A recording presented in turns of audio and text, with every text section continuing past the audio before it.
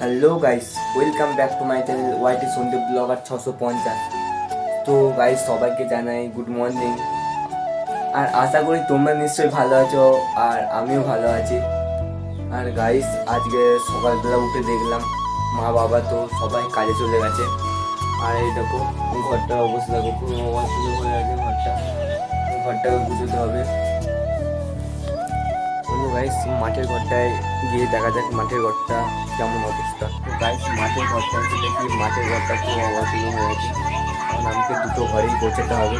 আর guys, তোমরা তো এই গাড়িটাকে আগে কখনো দেখোনি। এই গাড়িটা আমরা কিনছিলাম হচ্ছে লকডাউনের আগে, তার মানে 2017-তে।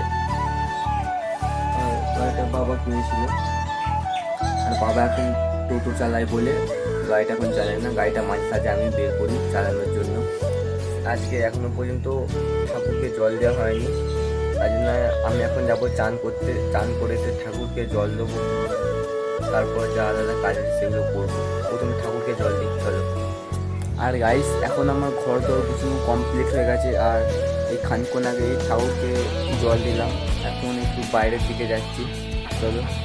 তো গাইস, আমি খানিকক্ষণ আগে বাইরে গেছিলাম, আর বাইরে কাউকে দেখতে পেলাম না, তারপর ঘরে চলে এসেছিলাম। তো গাইস, আজকের ব্লগটা এতটাই ছিল। বাই, দেখা হচ্ছে আবার পরের ব্লগে।